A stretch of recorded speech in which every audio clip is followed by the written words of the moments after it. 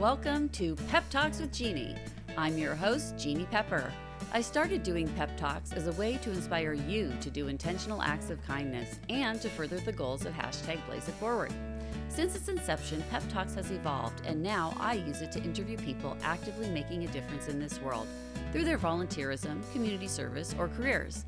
My guests are all here because they have dedicated their lives to making this world a better place.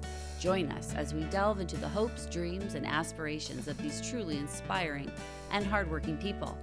This season, we will be using a panel format in some of our episodes to bring together synergistic guests to discuss topics that weave the social fabric of the world around us. Welcome to another episode of Pep Talks with Jeanne.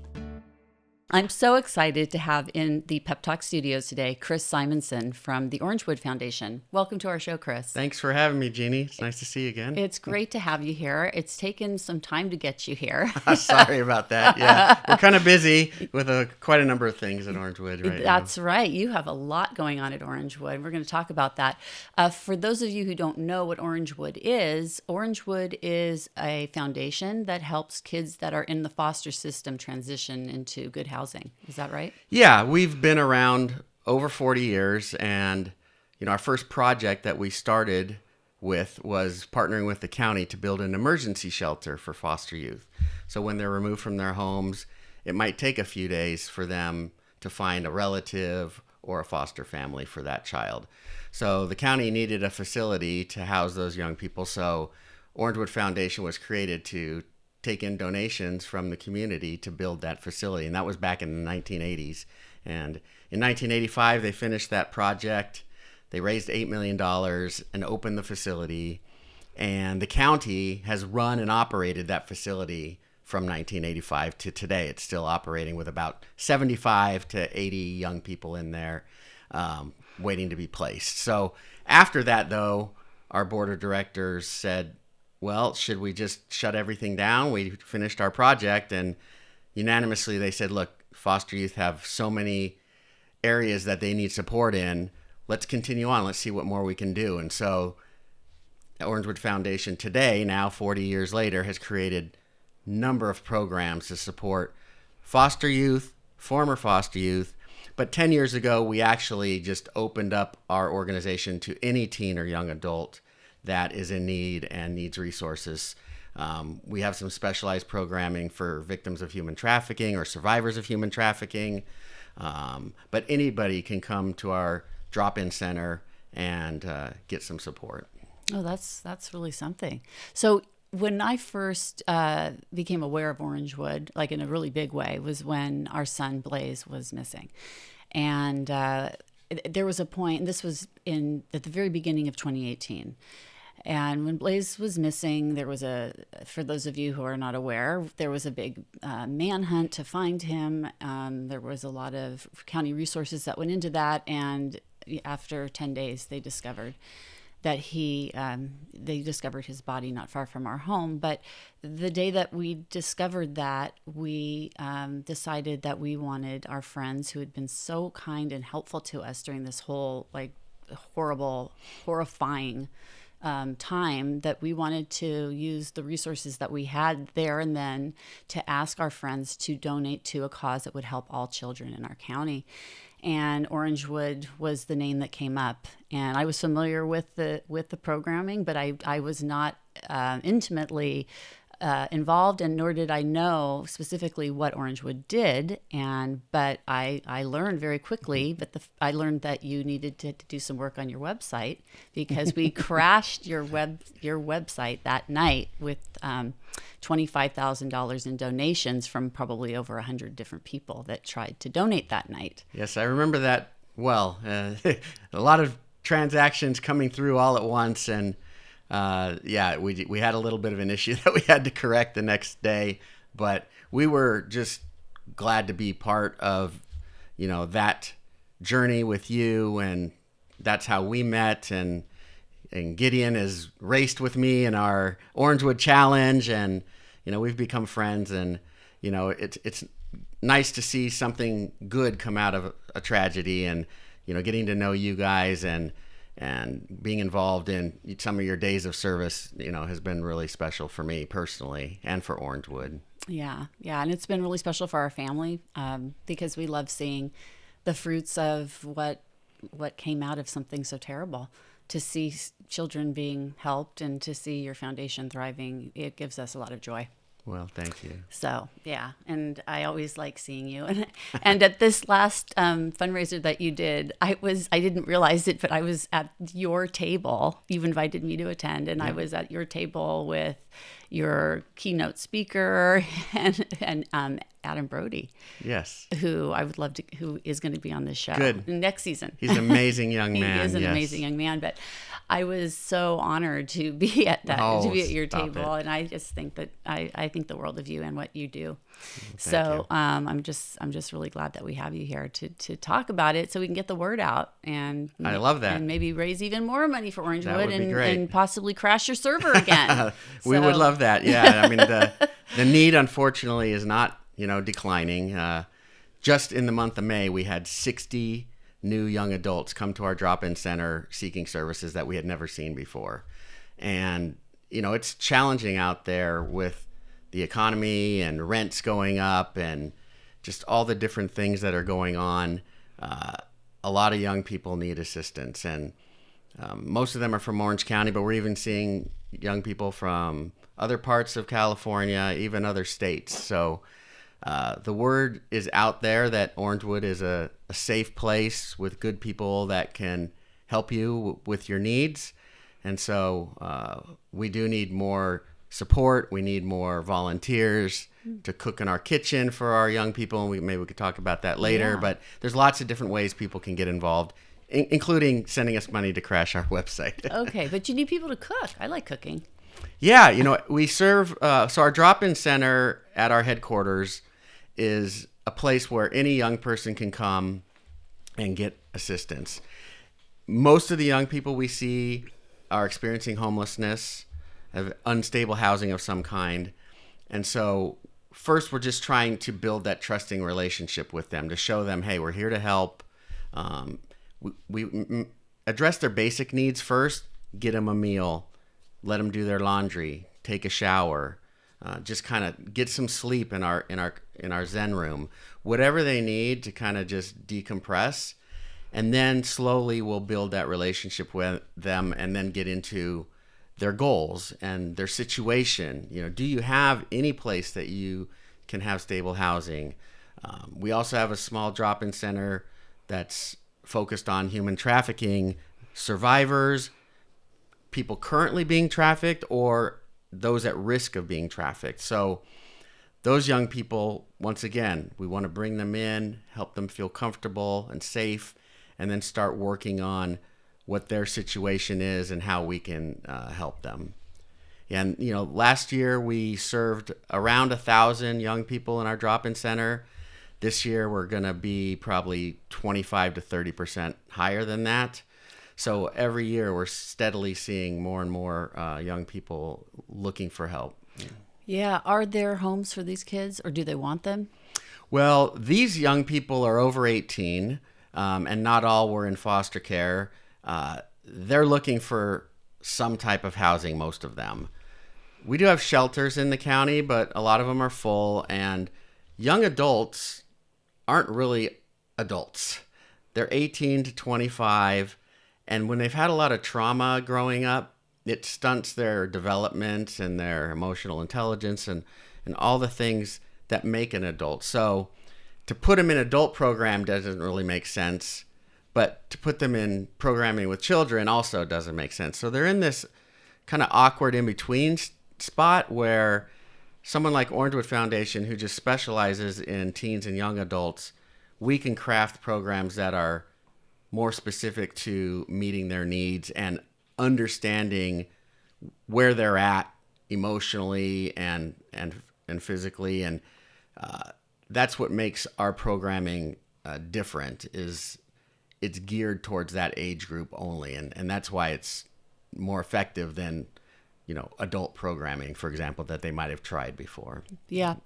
Does the drop-in and the kitchen and all of that, does that happen at the same facility that you work in, or is that a different place? So most of our staff are at our headquarters in Santa Ana on 17th Street, but on the bottom floor of one building that we have is our 2 drop-in centers that I just talked about. And then in the other building is our kitchen, our training room, and our dining room or lounge. So we look for volunteers to come Monday through Friday to cook lunch, and Tuesdays and Thursdays to cook dinner. And the young people that visit our drop-in center will come and get meals that the volunteers have cooked for us.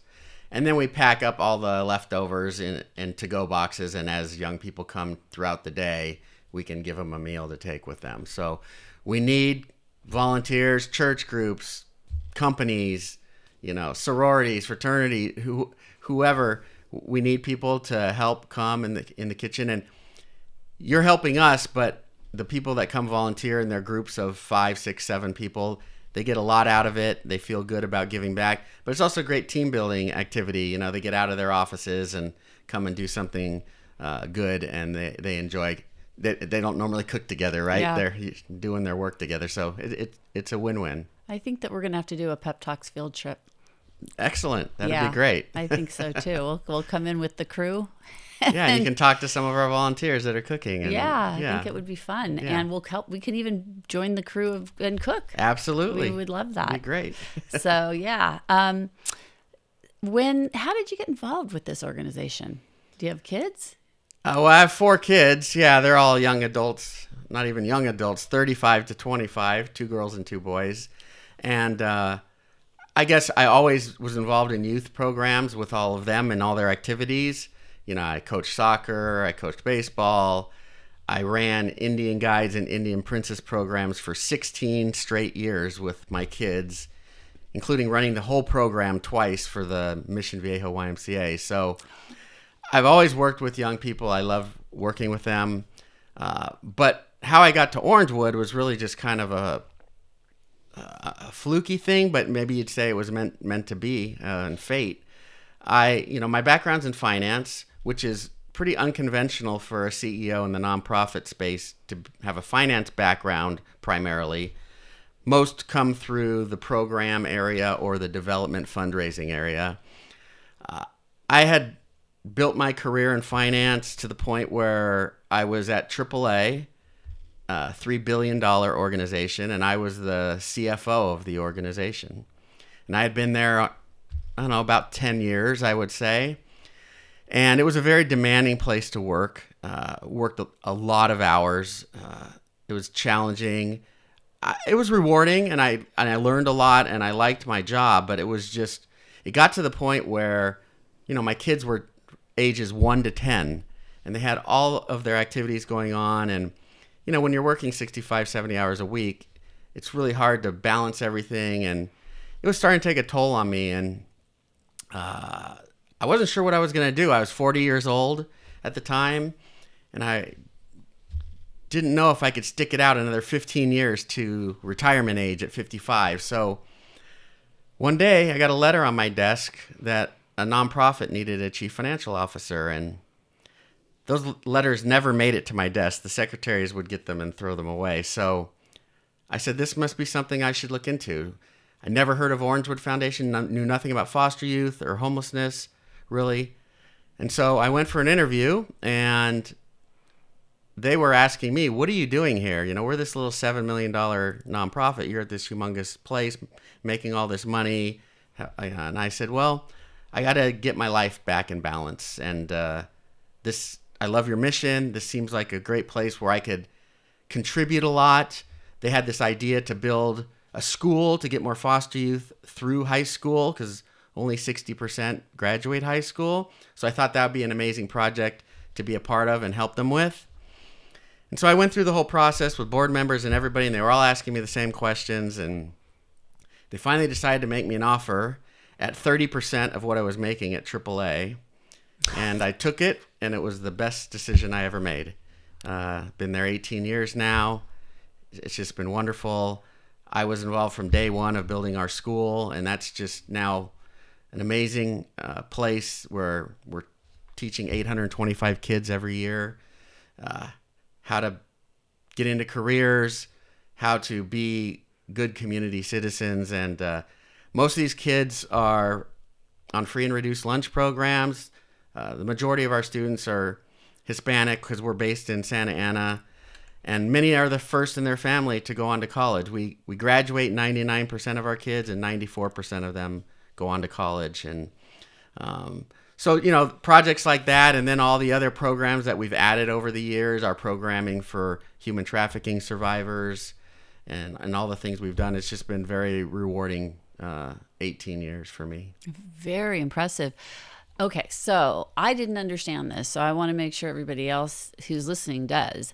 There's a school in Orange County called the Samueli Academy, which is the school that you started, right, and is funded in part by Orangewood Foundation to this day.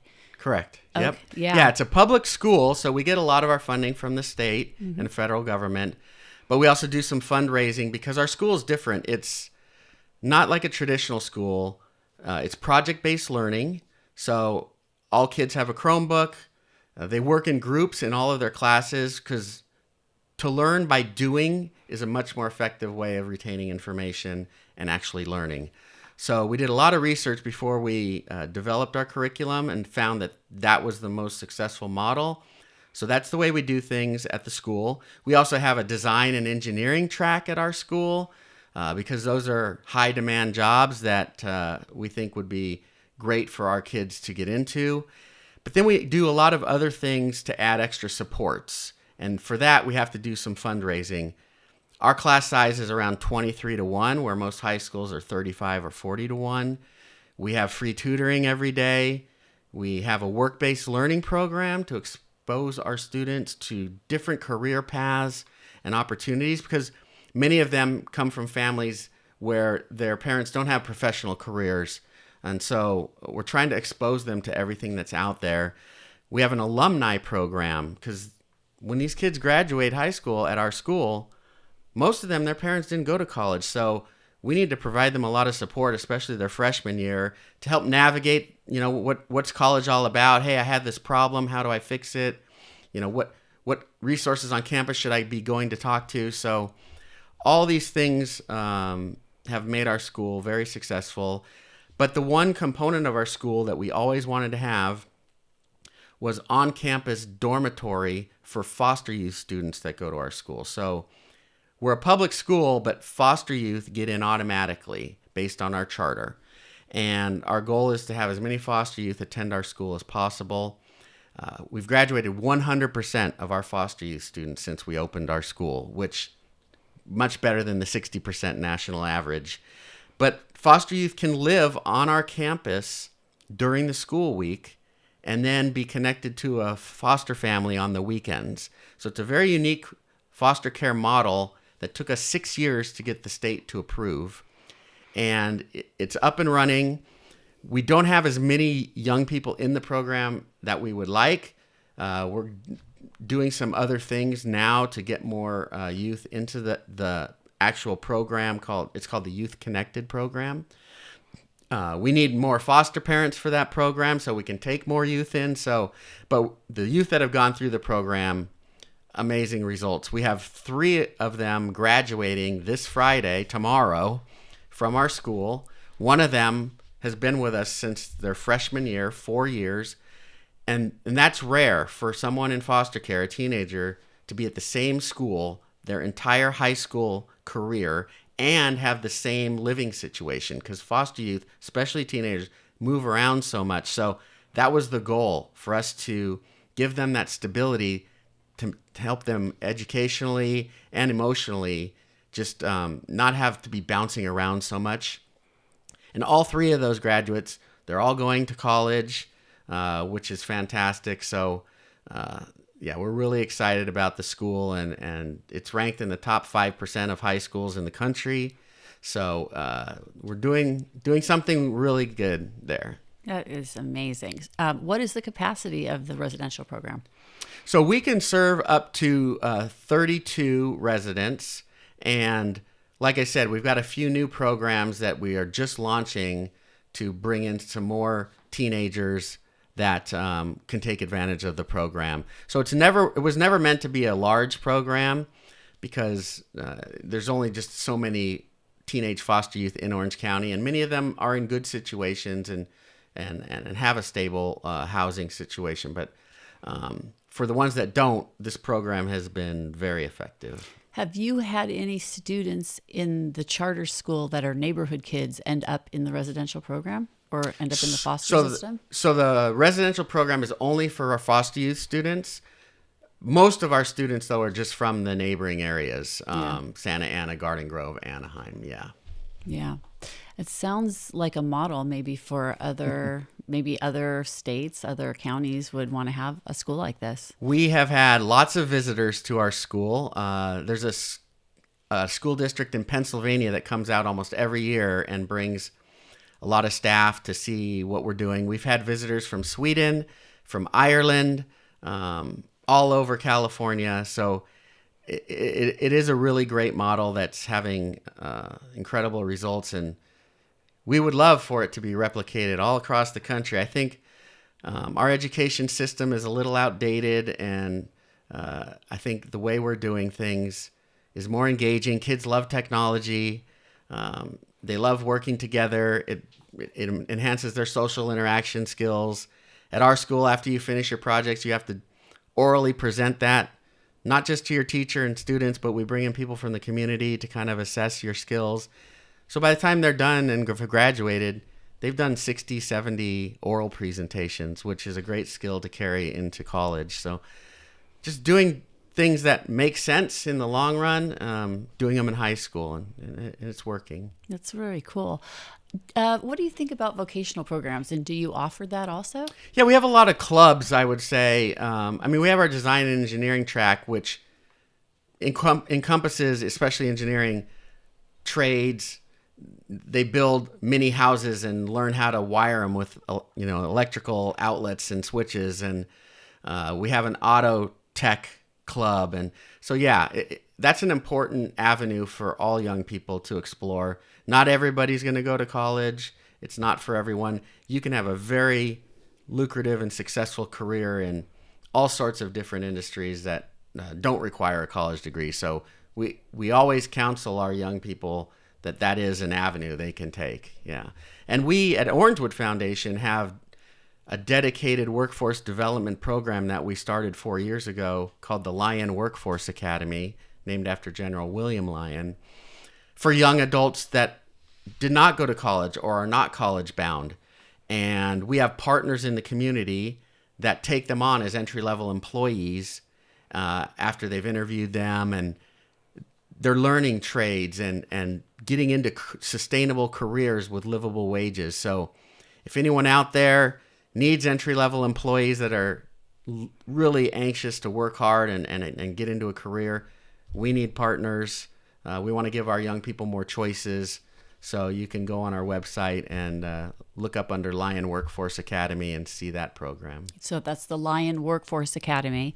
And we're going to put right here in where my fingers are, we're going to have a nice little thing that says Perfect. Where they can click to get to that. Awesome. What are some of your core leadership styles in running Orangewood? How do you do it? Well, I've picked up a lot of traits and characteristics from leaders that I've worked for over the years, and things that I like that they did and things that I would never do myself. And when I got to Orangewood, and especially when I became the CEO, what I wanted to focus on is building a strong culture. And I did a lot of reading about leadership and different leaders, and what resonated with me was servant leadership. And that's really what I try to practice every day. I really have two jobs at Orangewood. It's to serve our youth and to serve our team. And everything I do every day should be focused on one or both of those things. So, I tell our new employees, we have a passport process where our new employees meet with all our senior leaders. And for the hour I have with them, I let them know, my job responsibilities are different than yours, but it doesn't mean that they're more important or less important. And our incredible program team, they're doing very challenging work with young people that have a lot of issues and struggles. And, I just have a ton of respect for them. And the work they're doing is so much more impactful and meaningful and difficult than me taking a donor out to lunch, for example. So, I let them know, hey, I'm here to get you all the resources you need to be able to do your job and to help those youth as much as you can. And so, I'm there for them. I want them to find me to be approachable.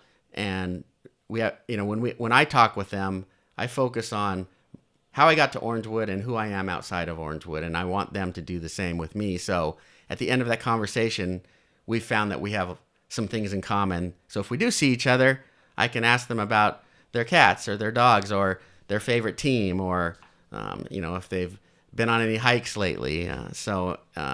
It really helps set the tone for their experience at Orangewood, where, hey, we're all here as a team together to help youth. And I think that's the most amazing thing about working at a nonprofit. I tell people, I'm surrounded every day by people with good hearts. They want to give back. They're kind. They just want to help people, whether it's our staff or our volunteers or our donors or our board members. We're all there to help these young people. And, that's a really nice place to be every day, as opposed to, some jobs, people are just there going through the motions, or there's not really any purpose to what they're doing or a mission. And so I just have loved that aspect of being at Orangewood. Yeah. You started there as a CFO. How did you transition after 6 years to CEO? Yeah, so I started in 2007 as the CFO, and I was in charge of finance, but I was also in charge of HR and IT and facilities and legal and a bunch of things. And it was great. I was, learning everything about Orangewood. And in 2008, though, the big recession hit, and that was a wake-up call. When I was at AAA, we never had to worry about money and having money to pay bills and all those things. But at Orangewood Foundation, they had not built up a lot of reserves for a rainy day. And so pretty quickly, we were getting into a little bit of a crisis. And most of our money was coming from private donors, too. We didn't have a lot of government money coming in. And in the nonprofit space, it's usually you either get all your money from government contracts and grants, or you get all your money from fundraising and private dollars. And we were kind of more on that end of the spectrum. And so donations were going down. Some companies that were giving us large gifts went out of business, and need was going up. And pretty quickly, we burned through the little amount of reserves we had. And we were in scramble mode. And so I told our CEO, we've got to, make some decisions here.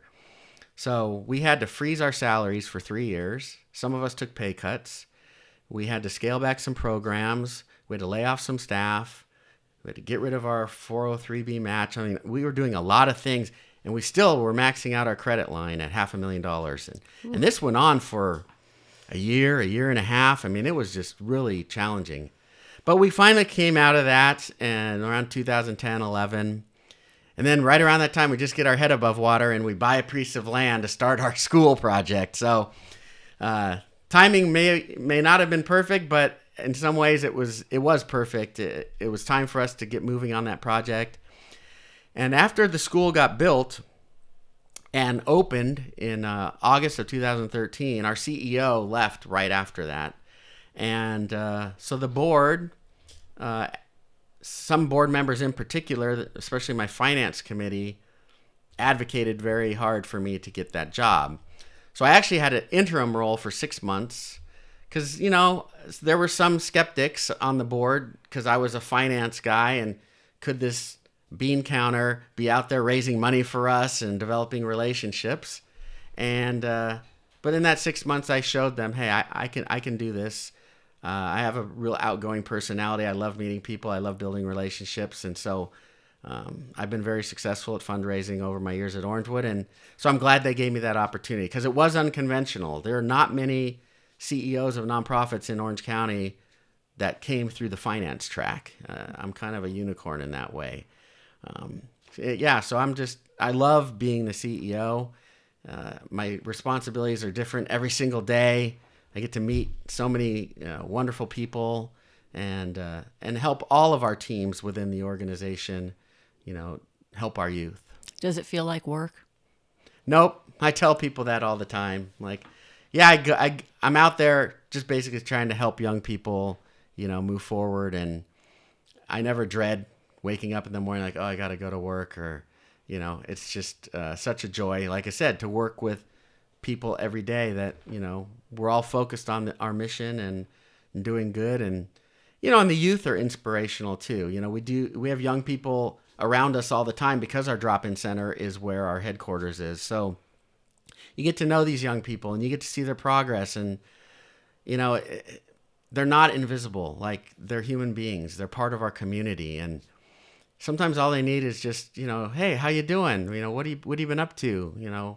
And just, acknowledging them and hearing them and seeing them. And, I've got to know, like I said, many of our youth over the years. Actually, on Sunday, Cal State Fullerton has a program called Guardian Scholars, and it's an on-campus support program for foster youth students on their campus. We actually started that program, first of its kind, with them in 1999, with one young lady that didn't have any place to go over the holidays. And we said, well, we got to figure out a way to support students like her. So we built that program, and now it's been replicated across over 100 colleges across the country. And they're having a reunion for young people that were part of that program over the last 20 years on Sunday. And so I saw the RSVP list the other day, and there's so many of them that I'm so excited to go see, because some of them worked for us. Some of them were in our programs for years, and we got to really know them. And so, I mean, how can you beat that? Like, just, these people could be like 45 years old. Yeah, some of them are in their late 30s, early 40s, and they've got kids of their own, and they're in their careers, and it'll just be so great to see them and hear what they've been up to. That sounds really interesting. Yeah. I'd like to be a fly on the wall there. I can only imagine, because all of these kids were part of a foster program at one time, right? They were in that program. Yeah. Yes, they came up through the foster care system, and so they're real superstars, really. They are. Only 3% of foster youth graduate college, and only 20% even try college. So for those young people to have gone all the way through and get their degree, it's a huge achievement. I mean, it takes a lot of determination and perseverance on their part. I mean, Orangewood Foundation was along for that journey. We do have a scholarship program to help them financially get through college. This year, we're going to have over 200 young people that are getting scholarships from us. And to see them get those degrees, and we even have 20 students that are next year going to be working on their masters and PhDs with some support from us. So, I mean, these really are superstars, and, they get all the credit. I mean, they're the ones that did the work, trying to juggle school and working and, sometimes unstable housing and all the issues that come with coming out of the foster care system. I mean, truly remarkable individuals. It sounds like it. Do you think that these kids, even without your support, would have been able to accomplish these things, or do you think it was really what made the difference? I think we get that question from donors a lot, actually. Without Orangewood, they wouldn't have graduated. And it's like, well, yeah, we gave them financial support, and foster youth, people in the foster care system, they get a lot of additional support from the state and the federal government. But if you think about when we were in college, our parents did a lot for us financially, emotionally. And so, I think we played an important role. But I would guess a lot of them would have still graduated, but it would have been much more difficult. With our money, maybe instead of working 30 hours a week at their part-time job, they only had to work 15 hours a week. Maybe they were able to use the money to buy a laptop or their books, or, just pay their cell phone bill. The things, most of their tuition, there's ways you can get financial aid and get a lot of that covered, but it's all the other things that your family supports you with. Most of our young people don't have cars. So, it's a challenge for them just to get around. They have to use the bus or a bike, or skateboard or, That is very challenging for people that live in Southern California. Yeah, we don't have mass transit systems like New York or Chicago. It's not safe. It's not convenient. Right. It doesn't go everywhere you need it to go. Yeah, but they get really good at the bus system and figuring it out. And we give out free bus passes at our drop-in center for all our young people. So at least they have alternatives. And we have great partners in the community too that actually do bike builds for us, so we can donate bikes to our young people. And once again, we do a lot of the work, but our community here in Orange County has been supporting us in so many ways for so many years, and we're just really grateful for all those companies and individuals and churches and all the people that help us do what we do. Yeah. Can you tell me about maybe a particular memory or a particular student that really stuck with you, that was really made a difference or made you feel like this was just the right place for you to be, that you needed to be there?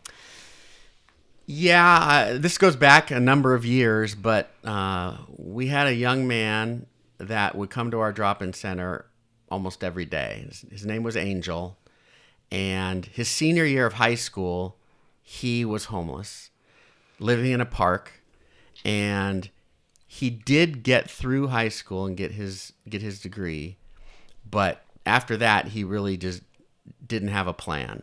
He was using substances because he was struggling so much, and he just wanted to kind of deaden his grief and pain.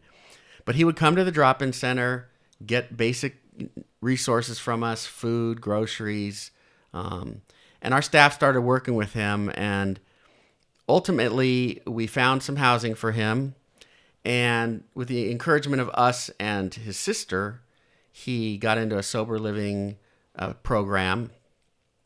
And our staff would go visit him. And I remember he was in there during his birthday, and they brought him a cake. And so after his 90 days, he was clean and sober. And he came into the office, and he used to have really long hair, and he had cut his hair. He just looked like a different person. And he was just so grateful for us, like, believing in him, letting him continue to get services from us.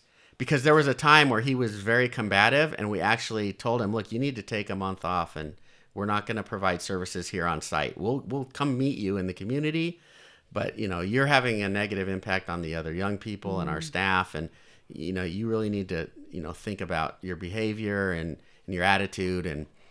But a month went by, and we brought him back, and we didn't turn him away, and he really appreciated that, and that we believed in him. And so eventually he ended up getting some housing in Escondido.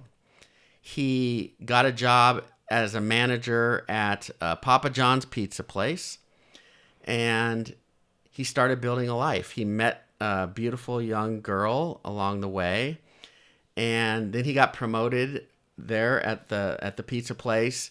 He was making a good wage, and he even told me once, yeah, I'm now the manager that can give pizza to people that were like me that need a meal. They're experiencing homelessness.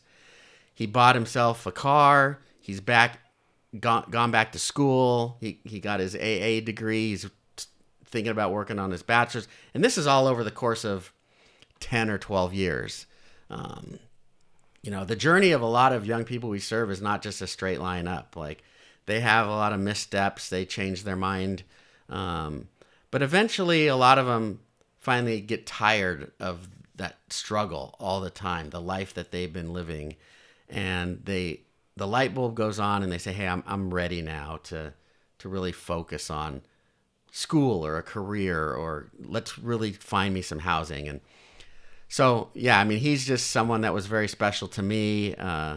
I still hear from him periodically. He'll text me. He got married a couple years ago.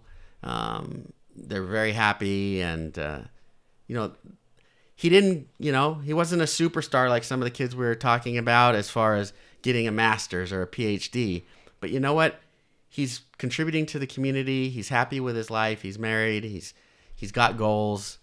And we were a big part of his life growing up. And that's, we've got hundreds of kids like that we've helped along the way. That, that's why I stay at Orangewood and keep doing what I'm doing. And that same with our team. They, love seeing things like that as the end result. Yeah, it sounds like seeing the gratitude from people that have experienced the benefits of this kind of nurturing and care that they didn't have from really anybody at the time when they end up in the foster system at that point. Because I think at least most of us get that feeling of security and stability from our families. So we feel safe to go through this world because we know that someone's going to catch us when we fall. But these kids they've gone through that, and there wasn't anybody there except Orangewood sometimes. Yeah, the biggest predictor of, I'll call it success for someone coming out of the foster care system is having at least one stable adult in their life that they can talk to, that can support them in times of need. And many of our youth don't have that. And one of our goals is to develop those relationships with them and try to identify those people, because it can't be Orangewood forever. But in those, teenage years and young adult years, they rely on us to be that person. They rely on our staff to be the ones that they can talk to and bounce ideas off of. And, and sometimes let them know, like, hey, you know what, that wasn't cool what you did. Like, what do you think about that? Like, how would you have done that differently? Some of those life lessons. So yeah, I mean, we're there for them. That's our doors are always open for them. And, if we can guide them and help them and support them to get to where they want to go, then, we've done our job. Yeah.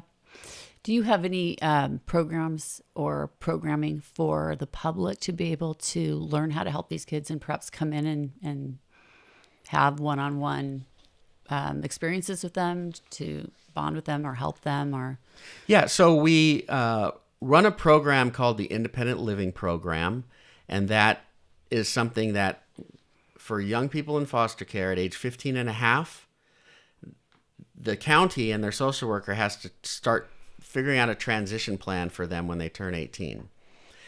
And we are contracted with the county to provide these independent living classes and workshops and events to start educating these teenagers on different topics, whether it's financial topics like budgeting or credit cards, or relationships, or health and wellness, careers, college.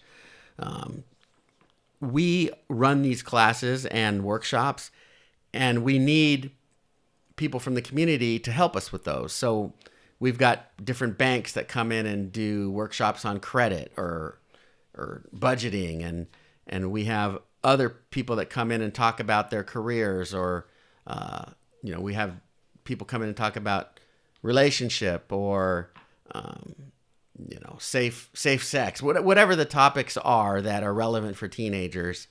So that's one way to get involved. And we have youth events tied to those, where we have one called Independent City, where the young people go through a mock city and they learn how to open up a bank account, or how to register to vote, or how to grocery shop, how to tie a tie. I mean, all these, life skills. And so we have partners and volunteers that come and basically help man our independent city. We talked about cooking in the kitchen, and that's a great way to be able to interact with our young people that are utilizing our drop-in center. And, you talked about gratitude earlier. Our young people, they just can't believe that there's total strangers in the community that are willing to cook a meal for me.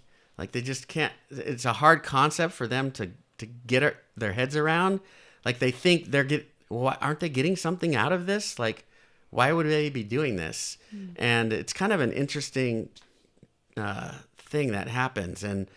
But then once they figure out, like, no, they're just here out of the goodness of their hearts to help, you guys with a meal, the gratitude just pours out of them, and they just think that's the greatest thing. And our young people are always helping our staff unload our pickup truck with all the groceries that we got donated from the different supermarkets on Monday morning, and cleaning up around the kitchen or helping organize our closets, or they appreciate us, and we appreciate them, and the ways they try to help us and give back too. Yeah, it sounds like it. Are the kids are they encouraged to do their own volunteer work or to do community service? Well, I think they've got so much going on in their lives that they find a hard time to carve something like that out. But they help us around our place quite a bit. Some of them will actually wear volunteer badges in the drop-in center and volunteer in there. We have a big clothing closet, for example, that always needs to be straightened up and reorganized. And so they'll help out doing that. And they want to reciprocate. At our school, they have a very formal program to get the kids out in the community, working at different nonprofits and helping out. Some of them came from Samueli Academy to Orangewood Foundation to help us with some projects, but they're out in all different nonprofits across the county a couple times a year doing work with them. And so we're trying to instill that in them because, as giving back can be so rewarding and really helps the organizations not have to hire a staff person to do some of those things, and use those resources for their clients. And so it's a big part of what we rely on at Orangewood Foundation. And it's something that we try to instill in all of our young people. We have, independent living workshops where we talk about that. Oh, that's sure. good to hear. Yeah. What are some things that we can look forward to seeing from Orangewood in the coming years? Well, we just finished a strategic plan, and it's quite ambitious. We have 5 strategic goals. The biggest one is our housing expansion goal. So we need more housing for our young people across the board. We need shelter space. We need transitional housing as their kind of first step into housing. And we need more permanent supportive housing as kind of a permanent place for them. So we're very focused on developing more opportunities in that area. We just did a couple of things with another nonprofit to secure some more housing through some facilities they have that they were not using. We have another partnership with another nonprofit. They have some empty beds in one of their facilities. And I said, well, could we just send some of our youth over if you have any at night? And then they could at least have a safe place to sleep. So there's partnerships is a great way to build more inventory of beds for our young people. But we may have to buy our own housing and develop our own. Right now we have 6 different housing opportunities with Orangewood in the community. Most of those are transitional housing, so 18 to 24 months. So we're trying to build out more housing in that space and also permanent housing for them. And then we're doing more advocacy work. So that's one of our goals, is to have a more formal strategy around engaging influencers in our community, in our county, elected officials. That goes hand in hand with another goal, which is to really educate our community about Orangewood Foundation, about the services we have, but also the challenges our young people in our county are facing, and who's coming to us for help, and what are the obstacles they're encountering that we as a community need to try to remove for them. So those are 2 other goals that we have in our strategic plan. And then the 4th one is just really expanding our circle of supporters. There's certain groups in our county that don't know much about Orangewood Foundation. And so we need to get to those people and educate them and get them engaged so that we can provide more resources for our young people. And then our last goal is really just around valuing our employees. The work they do is incredible. We want to invest in them, help them with their personal and professional growth, make sure we're providing a safe and healthy workplace for them, enough time off. That We provide a lot of mental health support for them because when you're working with young people with a lot of trauma, all of us have had some trauma in our lives, and things could get triggered and brought up, and they need a way to cope with that. And while we do have medical insurance for all employees, and there's a mental health component to that, we also have a Headspace program where they can get other resources to help them and coaching, because we do have a number of staff that have lived experience. They were in foster care, or they experienced homelessness, or they were trafficked. Mm-hmm. And so, doing the work that we do could be difficult for them at times. And so we want to support them in that way. So that's kind of the big thing we're working on, is our strategic plan and executing on that. We have a $10 million capital campaign around our strategic plan, because you can build out a great plan, but if you don't have any resources to make it happen, it's just going to kind of sit there on a shelf. So we're out there talking to some of our biggest supporters to see if they will help us execute this plan, see the vision that we have for ourselves, and get more young people the resources they need. I love that. And I don't know if you're aware of this, but this is National Pride Month. We are. Yeah. And your episode is going to air during Pride Month. We're delighted that you're going to be one of our final episodes this season. I'm really glad that we got you in here before the end of it. But in honor of Pride Month, can you tell me, how does Orangewood deal with the issues specific to the LGBTQ community? I'm sure that some of the kids that end up at Orangewood have perhaps become part of the foster system because their families rejected them, perhaps, or made it difficult for them. You're absolutely right. Yeah.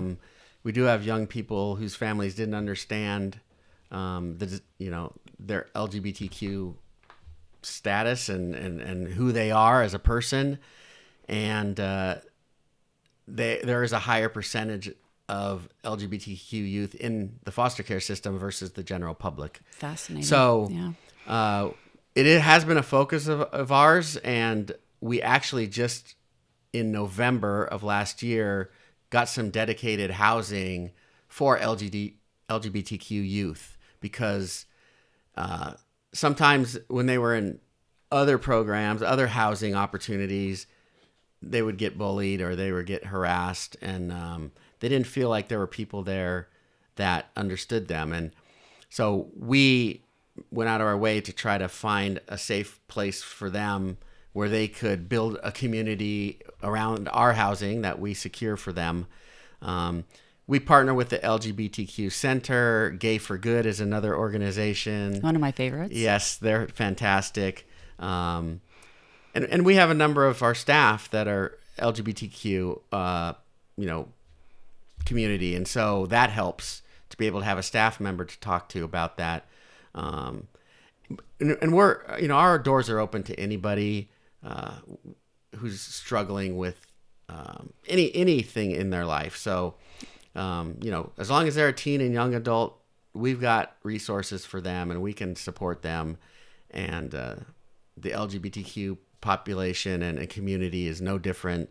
We just did our Pride Month social media posting the other day as the month was kicking off, and just let everyone know that Orangewood is there to support and include anybody in our community in the Orangewood community. And there are some unique, different challenges that LGBTQ youth face. And, it's up to us to continue to try to meet those unique needs as best we can. And also just educate ourselves constantly to, because like any community, it's constantly changing, right? And so, seeing more transgender youth, for example, than we did 10 years ago. And, okay, how do we, make sure we are addressing their needs in the best way possible and in the most respectful way? And so we're constantly trying to grow and learn as an organization. And I think that's the thing as a CEO is kind of my job is, the community around you is always changing. The needs of the youth are always changing. And so if we just keep doing the same thing year after year after year, eventually we're going to wake up 10 years from now and realize, we're not even relevant anymore to what's going on. So we're constantly getting feedback from our young people. What are we doing well? What do you need? What are the gaps in our services? And how can we support you better? And, that's part of why we have our strategic plan, is to kind of do some things differently that, help prepare us for the next 10, 20, 30 years of Orangewood helping young people. Yeah. So it sounds like Orangewood is poised to do some really good work in the coming years. It sounds like you've got a good plan in place, and I'm really happy to hear that there is a place for LGBTQ youth in our county, and I hope other counties are doing as much as we are. I don't know. I hope so too. I mean, we're talking about human beings, individuals, and regardless of what race they are, or their gender identity, or sexual all of those things, we're all humans. We're a community. We should support one another. And in our case, because our mission is focused around teens and young adults. I tell all my nonprofit CEO counterparts, you have a young person that has needs, send them over to our drop-in center. Let us see how we can help them. And just the other day, the CEO for another nonprofit, Crittenden Services, he sent me an email and said, Chris, there's a young lady at St. Joseph's Hospital right now that has been trafficked. The social worker there is looking to get her some services. And I got his email, sent it to our team. Our team reached out to the social worker, and immediately that young person was connected to our Project Choice drop-in center staff. So, we're there for any teen or young adult to take advantage of what we can offer. And, we're serving more and more youth, so that requires more and more resources. But you know what? If that's what it takes to get the job done, we're just going to keep putting our head down and raising more money or finding more government money, to keep serving as many young people as we can. Yeah. Well, I'm so thrilled that we were able to get you into the studio today. I am hopeful that we will crash the servers the day that this episode airs. And we'd like to see community members from Orange County supporting Orangewood. You're an important organization. You help children. You help children become adults in our community, become adults that are productive, that are not involved in crime, hopefully, and that, are able to be productive members of society, which is what we all would like to see. And we like seeing as donors that the money is being put to good use, and that these kids are grateful. And I know they are, because, what's there not to be grateful for, to have Chris making sure that you make it through high school? That's the statistics are there that we can do this, that we can get these kids through school. So thank you for all that you do. Well, I'm grateful that you asked me to be here today, and I'm grateful for our friendship. And yeah, we have so many different ways people can get involved, and I've talked about some of them here today. But, just go on our website, www.orangewoodfoundation.org. Very easy to find. We just redid our website a month ago, so it's much easier to find everything that you might be looking for there. And of course, donations are great too, but we need volunteers. We need partner companies for our workforce program. We need foster parents for our dorm program at our school. We need people to help with workshops. So there's lots of ways you can contribute. And just as a community, we can all put our arms around these young people and give them the support they deserve and need. Oh, that's so great. Thank you so much. All right. Thank you.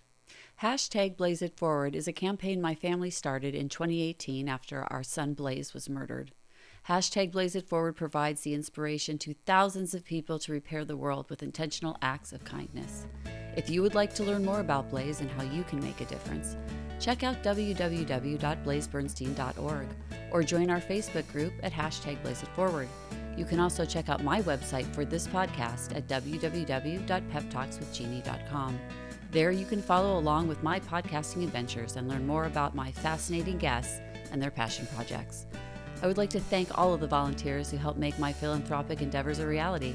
Today, that includes my producer, Eli Moskowitz, all of the volunteer crew members who join us, and a special thank you to my son, Jay Bernstein, for the original theme song you hear at the beginning and ending of each show.